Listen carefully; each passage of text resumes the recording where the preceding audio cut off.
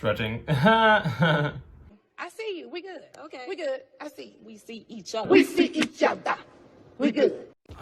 Hola, buenos días, Nico. Today I'm here to talk about how Grindr ruined dating. So I feel like, I guess it applies to all, the boom of social media and the boom of dating apps, but I'll be sticking particularly to Grindr since, once again, my audience, the homosexuals, the sexuals of home, Okay, let's start off with the now access to availability. So Grindr has been a blessing and a curse, as in we now have a larger access to see who is exactly in our community and what they're actually looking for. Even though people say, oh, I want this on Grindr, oh, I want that on Grindr. We know predominantly, and another notification, we know predominantly that Grindr is used as a hookup app as of now. But when it first came out, it was a big in-between of, oh, I'm actually using it for friends, I'm actually using it to date. And that availability gives us a peace of mind, I suppose, just because we no longer have to go throughout the street and wonder, is he gay? Is he bi? Is he interested? Because now you can see because they're on the app. But we also need to look at how it's made us a lot quicker not to work something out. As in, now that there is so much availability, it's easy to just replace. Break up with somebody, I'm back on Grindr the next day. Break up with somebody, I'm back on Grindr the next hour. It's very instant gratification. And you can actually tell this that is instant gratification based because if you do not reply, or if you do not reply in time, I say that time span ranges from 1 to 5 minutes. As if you don't have a life. People get really upset. They get very aggravated and agitated and start coming for you pretty intensely. It's pretty bad. I try not to get on Grindr that much because we also need to look at how it's so time consuming because you're just looking for the next rush of, oh, this person tapped me, oh, this person messaged me. It's just very ego stroking at times because there's just so many messages flooding in and you're like, oh, I'm wanted, oh, people think I'm attractive. It's very addictive. It's very addictive because your brain is like, oh, this is fun, oh, this is exciting. And you can waste a few hours or an entire day just sitting on Grindr waiting for someone to message you, waiting for something to happen. It is just very all consuming. You know what I mean? Maybe not for everybody, but I know when I was let's say 18, 19, back when I didn't really have a car and I couldn't really get anywhere, it was just so exciting to talk to other gay guys, And it was on Grindr. It was just, I would be on there for so long that I would just miss homework. I would not be able to focus on conversations. I feel like anything can be addictive without moderation, but Grindr, it's very easy to get sucked in. Not so much now because the pickings are slim. I'd say, as of late, if I ever do log on to Grindr, I'm just not that impressed. And I'm not impressed with the people that are there because it's become from, possible friends, possible relationships, and slight, whatever, to strictly that. Now it's just, if you're on Grindr, you want to smash. And I'm like, that's too much work. Not to mention, back onto the prep conversation, a lot of people on Grindr don't use condoms.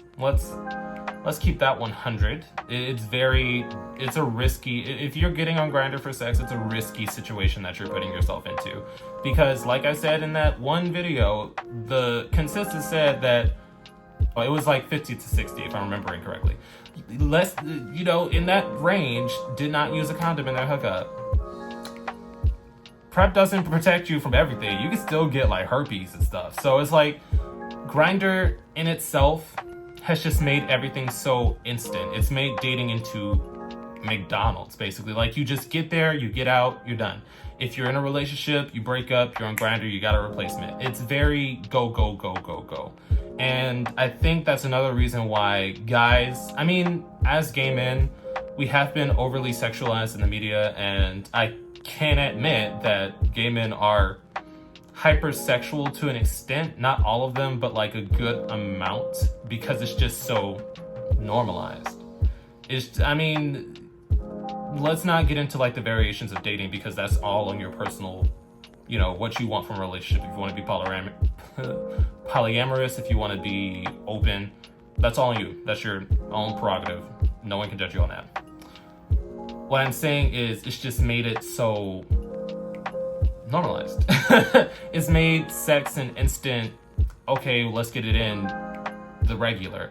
And I've noticed that if I'm like talking to a guy and I don't feed into it, as in I don't have sex or I don't switch the conversation sexually, they'll lose interest. Like it's been a few times where guys have like tried to speak to me. I'm like, okay, we're talking, and within like the first 3 hours, it's like, so I have to know, what are your kinks? And I'll be like, I don't know. I like it when people validate my emotions, you know, make me feel butterflies. I like to feel innocent, if that makes sense. I like to feel like excited about a new situation. And he didn't even respond. He liked the message. I was like, oh, that's over. And he didn't message me again. It's just I feel like it's watered down, the courting process, as in no one actually wants to go on dates anymore. No one actually wants to get to know you. And people are like, oh, well, if we're if we're gonna date, I have to test it first. I'm like, excuse me? I have to see if it's good. And I was like, no, you do not. No, you do not. I mean, if you want to have sex before you're in a relationship, that's perfectly fine. And I'm not like a martyr. I'm not a saint. I've done it before. But it's just that I don't like when people make me feel obligated that I have to have sex with them before we actually start dating. It's like I always say, it's your body, you do what you want with it. You can't tell me what to do with mine. So break that off right there, homeboy, home slice. I'm so lame. But yeah. So in short, Grindr has made dating very quick, very easily replaceable, very ghetto.